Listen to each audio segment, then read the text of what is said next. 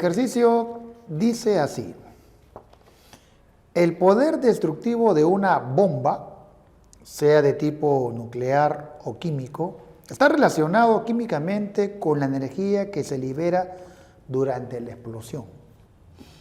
La energía que se libera en la explosión de 1000 kilogramos de TNT, trinitolueno, es inmensa. Pausa.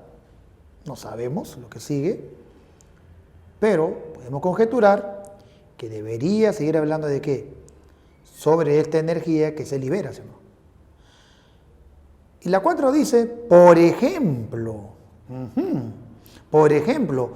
la detonación de una tonelada de TNT, 4000 veces más energía que la necesaria para alzar un coche de 1000 kilogramos de peso a una altura de 100 metros. Ejemplo, levantar un coche o para manejar una bicicleta de un lugar a otro. Si juntamos la número 4 con la número 5, pues vas a darte cuenta que es un común. Quieren ejemplificar lo mismo. ¿Qué tiene que ver acá para manejar una bicicleta o para alzar un coche de peso a una altura de 100 metros? ¡Wow! ¡Cuánta energía! Se supone que la número 3 debería tener una información adecuada para que la 4 y 5 sean ejemplos. Eso es lo importante en este texto. La 4 y la 5 son ejemplos de justamente la que vas a elegir. A ver, vamos a ver dos posibilidades. Dice, tan inmensa, ¿no? Como la número 2 terminó con la palabra inmensa, dice, tan inmensa que podría destruir todo un país y no dejar ningún rastro alguno. Por ejemplo, la detonación de una tonelada de TNT, 4000 veces más energía que la necesaria para alzar un coche y luego la bicicleta, no tiene sentido. Esto comparada con la energía que se utiliza en nuestras necesidades diarias. Y justo un ejemplo podría ser el de la bicicleta. La necesidad puede manejar bicicleta. Ahora sí, la alternativa B es una información que tiene como ejemplo a la 3, no, a la 4, sí, y a la 5. Respuesta B.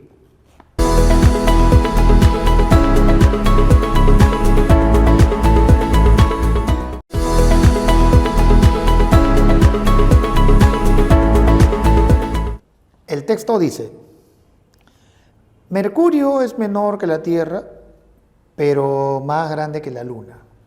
Está describiendo Mercurio. Si nos situásemos sobre Mercurio, el Sol nos parecería 2 veces y media más grande. Sigue hablando sobre Mercurio, lo peculiar que es Mercurio. El cielo, sin embargo, lo veríamos siempre negro si nos situamos sobre Mercurio, ¿no? La número 2 y 3 justamente se complementan para ver qué cosa pasaría si uno se sitúa sobre Mercurio. No hay 4. Y la 5. Mira la primera frase de la 5. ¿Qué dice? Por ejemplo, los romanos le pusieron el nombre de mensajero de los dioses. Mercurio, ¿no? Porque se movía más rápido que los demás planetas. Al moverse más rápido que los demás planetas, Mercurio, entonces justo le pusieron ese nombre al dios mensajero, para que se mueva y lleve el mensaje, pues. Por ejemplo, los romanos. Otra vez, la información anterior a la última tiene que ser adecuada para que la 5 sea un ejemplo bastante gráfico. ¿Vemos dos posibilidades? Sí, profesor, veamos dos. A ver, no se sabe, la B dice, no se sabe exactamente el porqué, el motivo, pero sencillamente sería negro. Ya, eso puede complementar a la anterior, a la 3, pero a la que sigue la 5 no tiene sentido, es incoherente. Mira la C. Varias culturas lo personificaron por alguna de sus características. ¿Qué culturas? Por ejemplo, los romanos le pusieron el nombre. Respuesta C.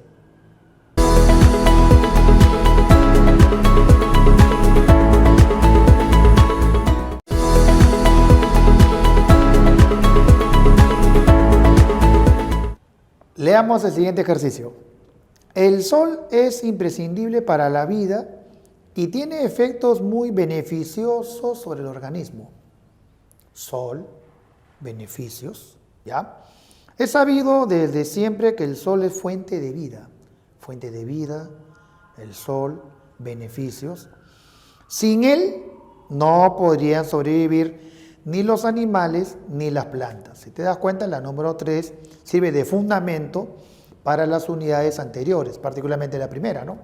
La importancia del sol por los beneficios que genera.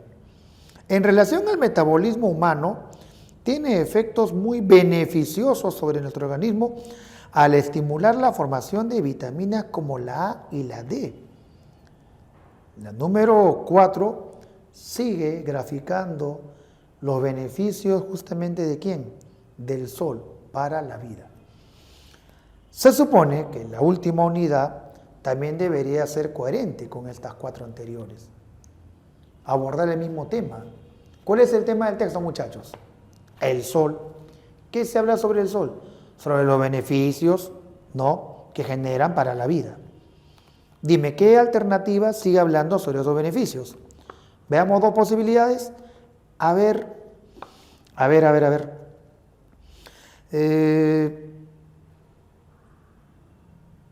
El riesgo de padecer uno de estos problemas depende de los factores solares. ¿Cuál problemas? ¿Cuál problemas en la D? Y lee la E. Que contribuyen a la formación y consolidación de nuestros huesos y dientes. Y complementa y cierra el texto muy bien para hablar de los beneficios del sol. Respuesta E.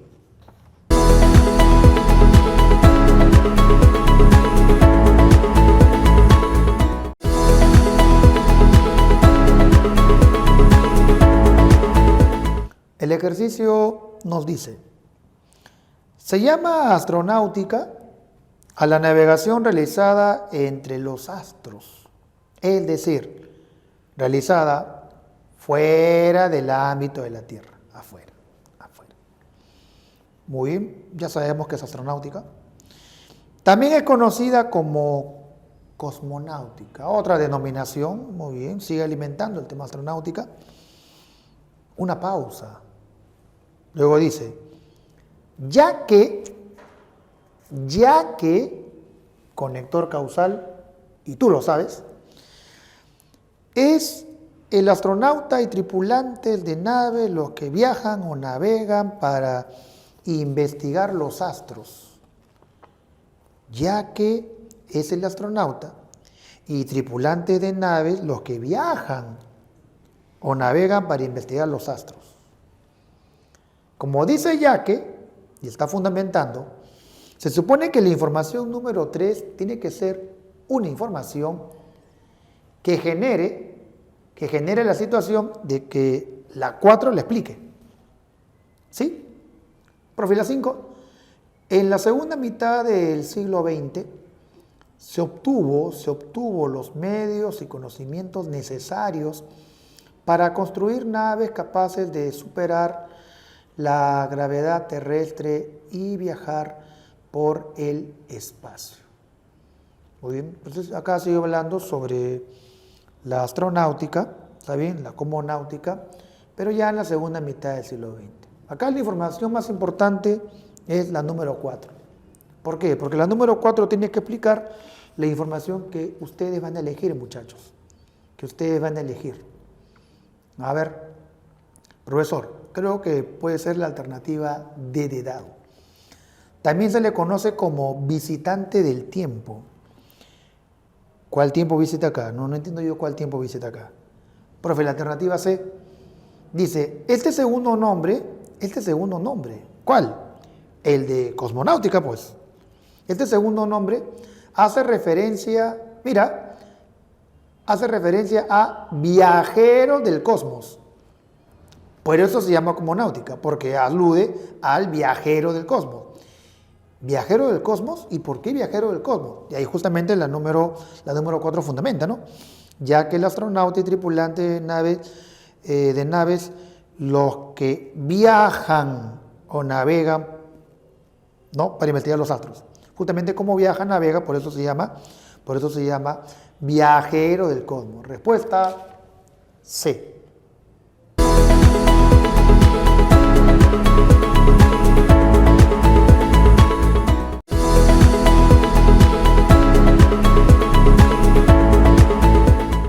El ejercicio dice lo siguiente.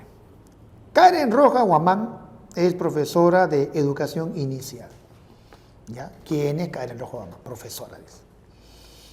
Ella se preocupa de la salud de las mujeres gestantes más pobres de la sierra.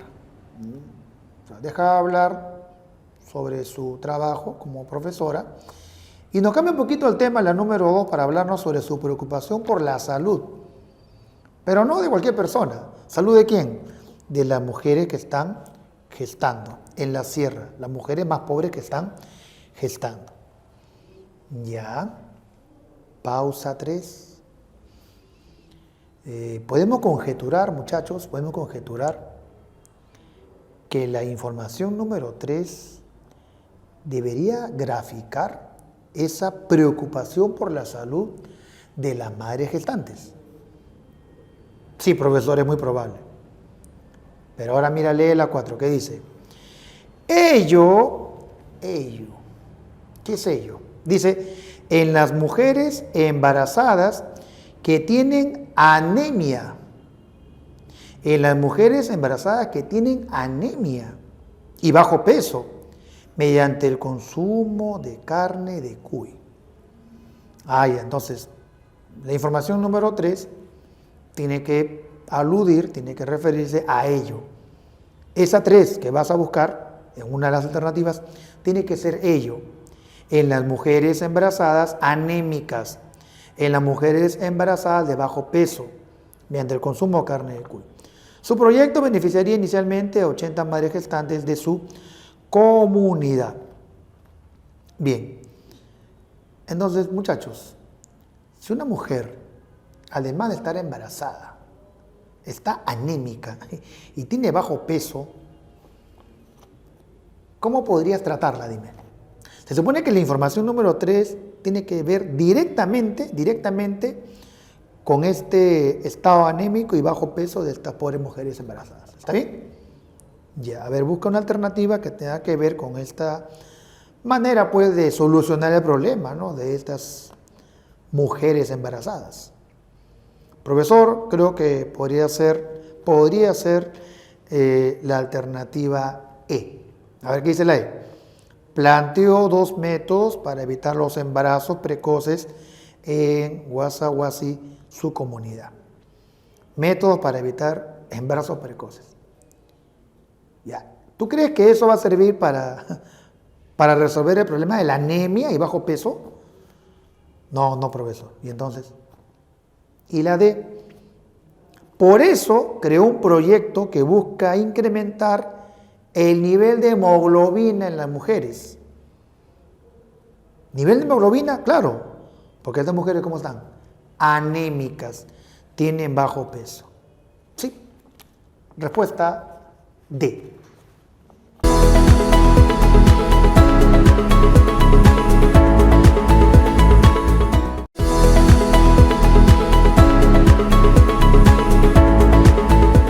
El ejercicio nos dice, en la Alejandría helénica, la conjunción de la filosofía con la química práctica egipcia y con el misticismo oriental originó la alquimia. Palabra más importante entonces, alquimia, origen de la alquimia, ya en la Alejandría helénica. Por aquel tiempo, la teoría más generalizada acerca de la constitución de la materia basada en los enunciados de Aristóteles y Empédocles. Te está dando un contexto un poco de lo que la gente creía en ese tiempo. Según estos, o sea, Aristóteles y Empédocles, que se entiende que son referentes académicos, según estos, la materia estaba constituida por 4 elementos: tierra, fuego, aire, agua. Ya nos está informando sobre justamente el conocimiento sobre la materia que tienen estos dos referentes intelectuales, Aristóteles y Empédocles. Pausa. Y la 5 que dice, mira, Aristóteles y otros admitían, y acá está un rastro, mira, Aristóteles y otros admitían que esas transmutaciones, ¿te acuerdas o no la teoría de los referentes textuales? Referentes textuales. Si dice esas transmutaciones, te das cuenta que eso no está en la 3. ¿Eso dónde está? Justo en la información que se ha suprimido, en la 4. Se producían en la naturaleza bajo el influjo de los cuerpos celestes. Entonces, el ejercicio desencaminó a que ustedes, muchachos, busquen una alternativa donde se hable sobre qué, sobre transmutaciones. ¿Sencillo? Sí. Dime, ¿qué alternativa habla sobre la transmutación? Espero que coincidas conmigo. Por eso se pensaba que una sustancia podía ser transmutada en otra.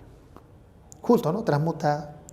Y la número 5 habla sobre dicha transmutación. Respuesta C.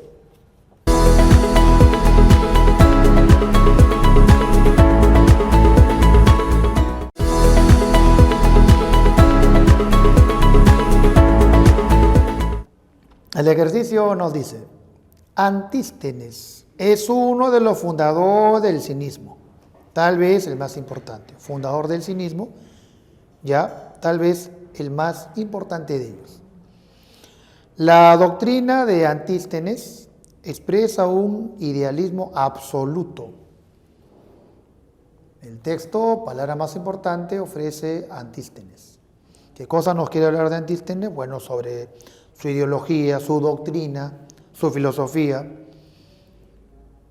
Considera que la virtud es el más alto y único bien. Estamos yendo de lo general hacia lo particular. Sigue alimentando el tema de la doctrina de Antístenes. Pausa. Y la 5. Mira cómo empieza la 5. Mira. ¿Qué dice? Por eso,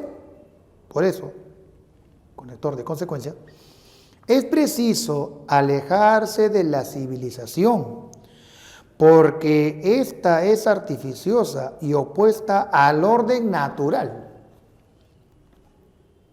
La civilización te aleja del orden natural. Eso quiere decir que él está defendiendo el orden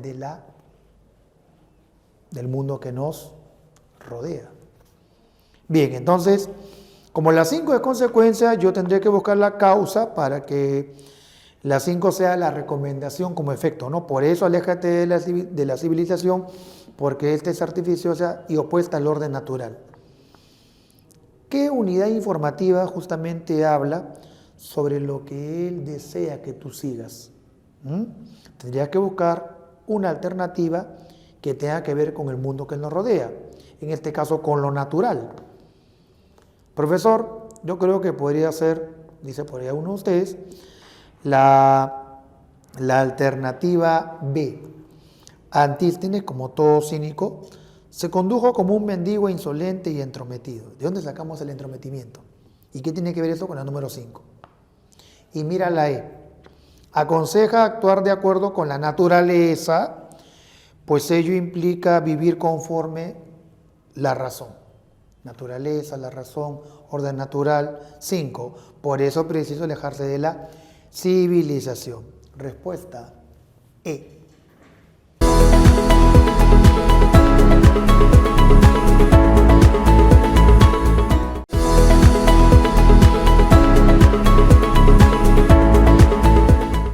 El ejercicio nos dice, la doctrina del fatalismo afirma que en definitiva el hombre no es libre.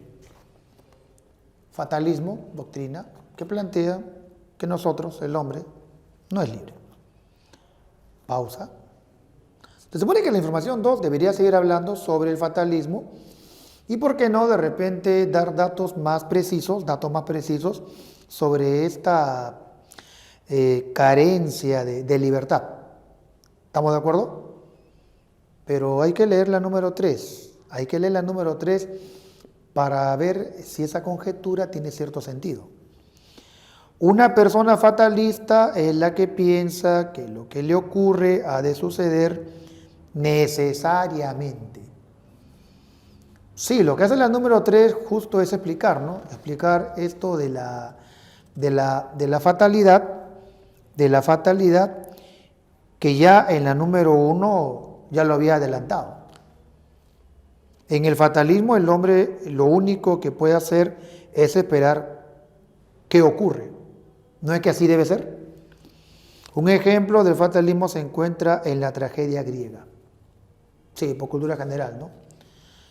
Por ejemplo, uno recuerda la obra, pues, Edipo Rey, ¿no? Que quiso evitar su destino y terminó propiciándolo. Bien, entonces conjeturamos que la número 2 tiene que hablar sobre el fatalismo y seguir ilustrando justamente sobre esta carencia de libertad y el carácter inevitable de las cosas que le sucede al hombre. ¿Vemos las alternativas? Ya. La E, ¿qué dice? Los hombres sabios, según el fatalismo, son aquellos que aceptan la mala fortuna. Los hombres sabios aceptan la mala fortuna. Puede ser. Y la otra alternativa que distrae sería la C, ya que su comportamiento está escrito de antemano por un destino inexorable. Entre la C y la E vamos a elegir mejor la C. ¿Por qué, profesor? Porque en la alternativa E es impertinente hablar de hombres sabios. ¿Para qué decir, según fatalismo, los hombres sabios son aquellos que aceptan la mala fortuna? La alternativa C complementa el dato de que por qué en el fatalismo las cosas suceden porque deben suceder. No es que dice destino inexorable, que no se puede evitar, ineluctable. Respuesta C.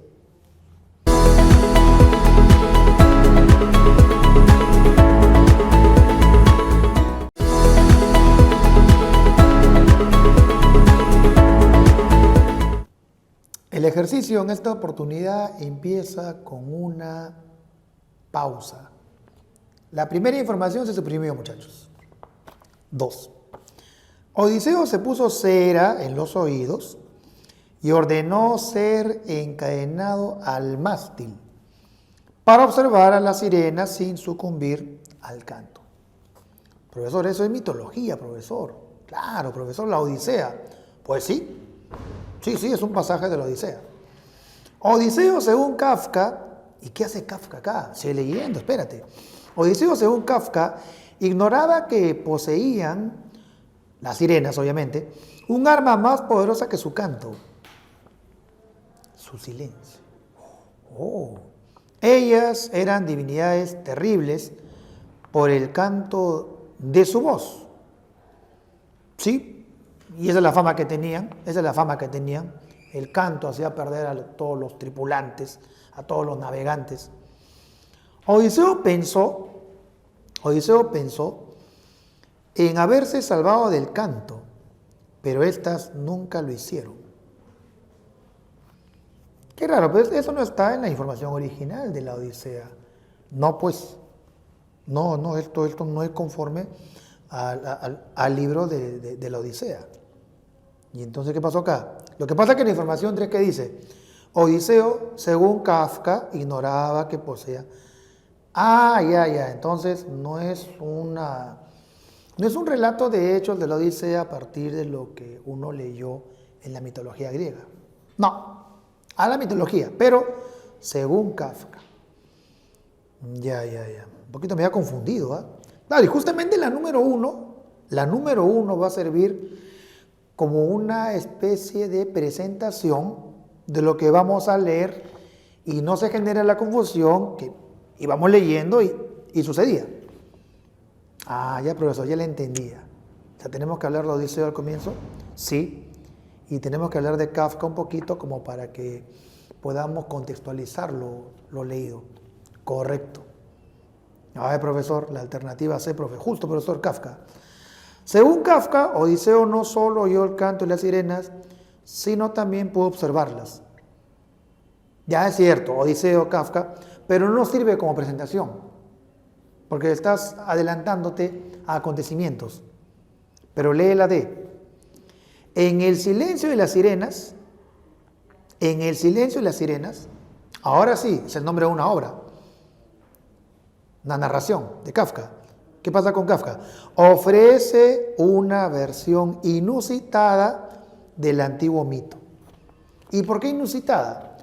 Porque en la versión de Kafka, las sirenas tienen como arma ya no el canto, sino el silencio. Respuesta D.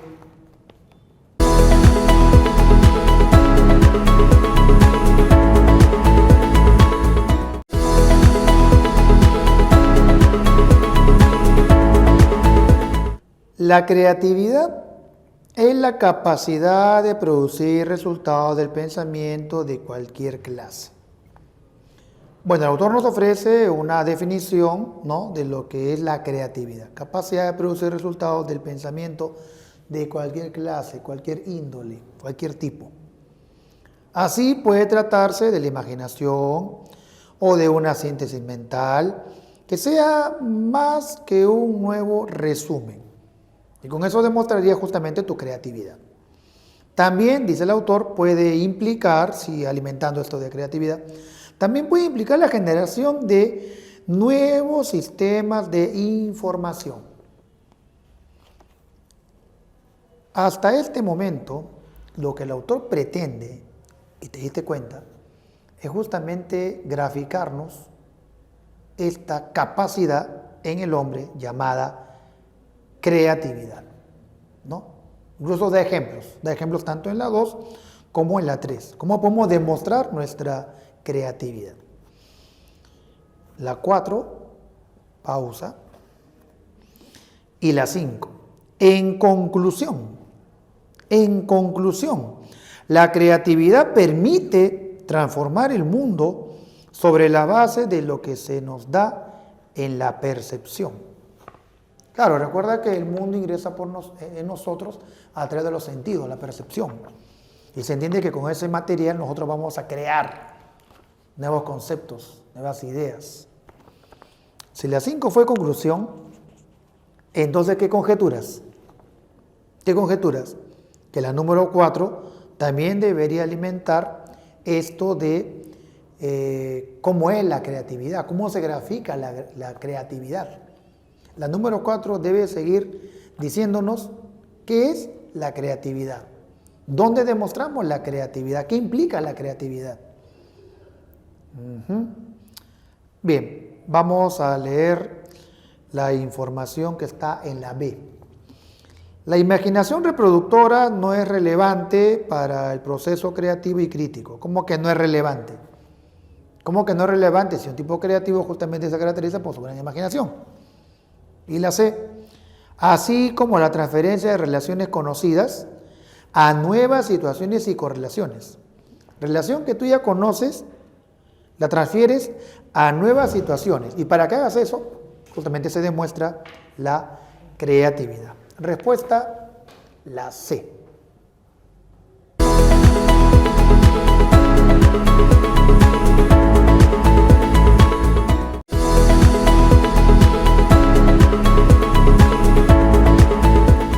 La psicología fue el resultado de una preocupación milenaria del hombre ante fenómenos psíquicos incomprensibles.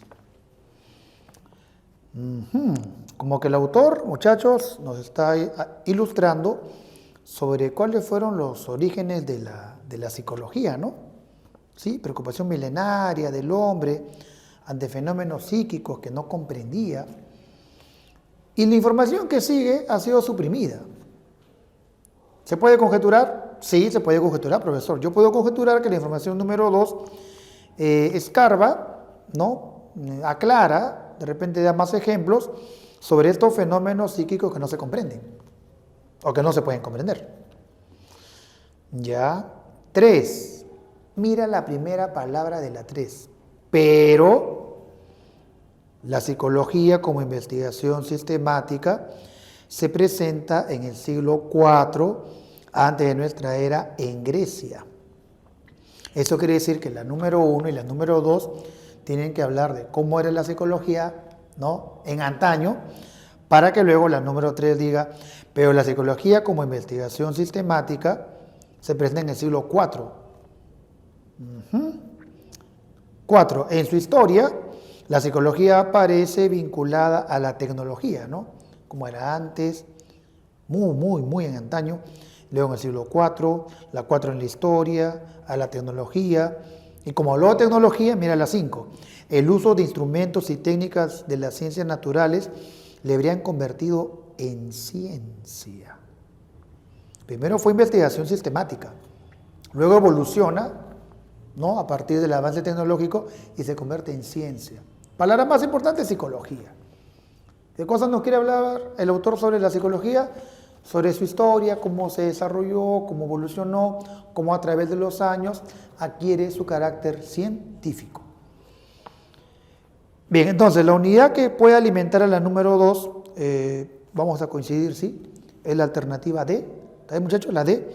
Dice, en su intento de formular explicaciones, puesto que la número 1 dijo que hay fenómenos que no se entienden, planteó que dentro de sí se encontraba el alma. Y decir que la psicología estudia el alma es una manera de entender la psicología, pero en antaño. Luego se entiende que ya no estudia el alma, estudia el comportamiento del hombre. Respuesta D.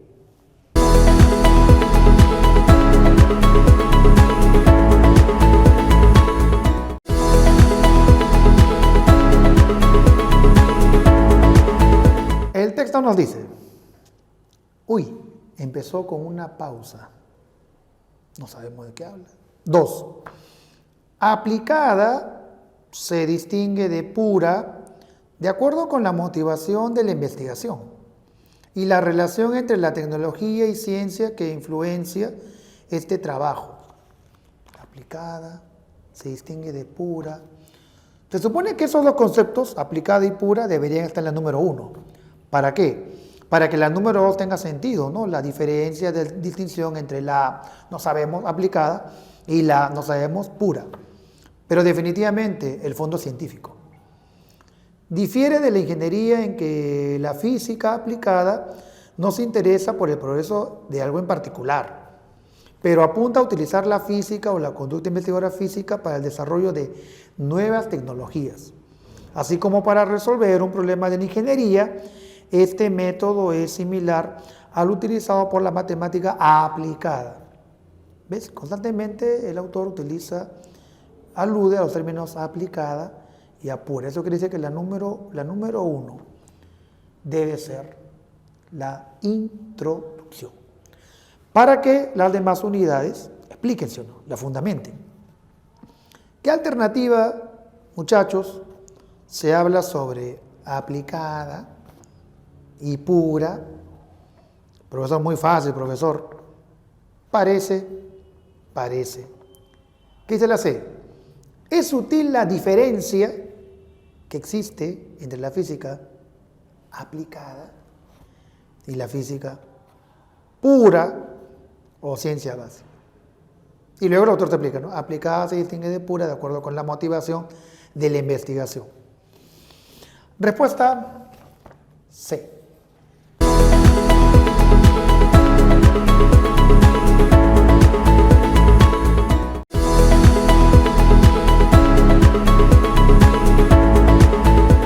Las reacciones de fisión, una especie de ruptura, ¿no?, en cadena se producen debido a la interacción de los neutrones y los isótopos fisionables.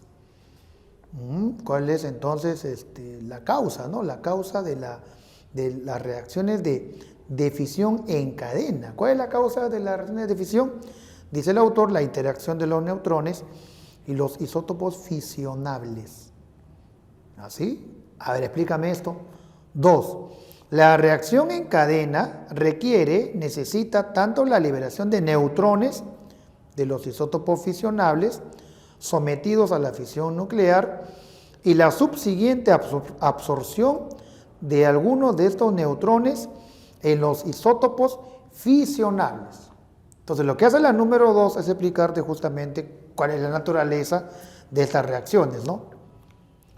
Y te sigue explicando, cuando un átomo experimenta la fisión nuclear, ¿qué pasa? Unos pocos neutrones son expulsados de la reacción. ¿Y a dónde van? Entonces, se expulsan. Pausa. Así el ciclo se repite para dar una reacción que es autosostenible. Así el ciclo se repite para dar una reacción que es autosostenible, o sea, para otra vez empezar. Entonces, ¿qué pasó con estos neutrones que fueron expulsados? Entonces, si el ciclo se repite, ¿qué deduces? Que estos neutrones tuvieron que generar otra situación para que haya una reacción, ¿sí o no? ¿Qué información habla sobre estos neutrones y la circunstancia de empezar de nuevo el ciclo? ¿Acaso no la sé? Estos neutrones libres, ¿qué pasó con ellos?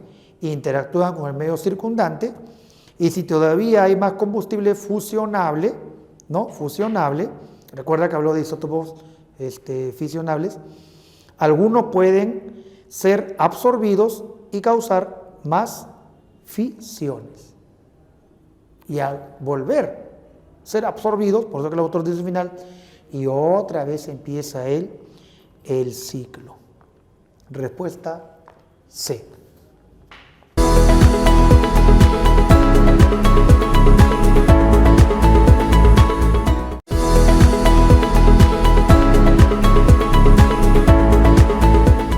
El texto dice, los denominados letreros chicha nacen en los suburbios populosos de Lima. Ya, letreros chicha. Profesor, ¿este ejercicio no ha sido examen de admisión, profesor? Sí, de repente alguna vez lo ha revisado. Examen de admisión de la UNI. Letrero chicha, origen, los suburbios populosos de Lima, ¿no? Donde hay más gente. Pausa. Pueden exhibirse incluso en una galería de arte. ¿Qué tal cambio de tema, no, muchachos? Pueden exhibirse incluso en una galería de arte. Si leemos 1, 3, pues es difícil la conexión. Eso quiere decir que la número 2, que ha sido suprimida, debe tener una información para que tú puedas hablar sobre esto de galería de arte. La sociedad elitista volteó su mirada hacia ellos, o sea, los letreros chicha, a pesar de que años atrás había sido rechazado como arte. Alguna vez, no, un rechazo hacia estos letreros chicha, que va a ser arte, pues. Pero con el paso de los años, pues la sociedad elitista dijo, ¿y por qué no? Sí, tiene características. ¿Qué hace un letrero chicha en una galería de arte? ¿Qué información puede servir para introducir la número 3? Si dice arte, profesor, pues tendríamos que hablar de un concepto muy ligado al arte. ¿Y un concepto ligado al arte cuál es, chicos? ¿Cuál es, muchachos? ¿Acaso no es cultura? Dentro de cultura, ¿de qué se habla? De arte, pues. Hoy se han convertido en un producto cultural. Y como se convierte en un producto cultural, la número 3 lo demuestra. Pueden exhibirse en galerías de arte. Respuesta C.